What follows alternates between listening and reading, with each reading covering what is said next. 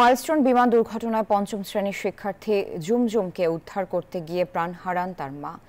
এবার সেই পরিবারের পাশে দাঁড়ালো বিএনপি।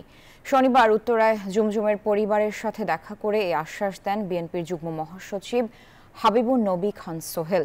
এ সময় শোক সন্তপ্ত পরিবারকে সান্ত্বনা দেন তিনি। বলেন, পরিবারের যে কোনো প্রয়োজনে পাশে থাকার সরাসরি নির্দেশ দিয়েছেন ভারপ্রাপ্ত চেয়ারম্যান তারেক রহমান। এরপর তিনি মাইলস্টোন কলেজও পরিদর্শনে আসেন।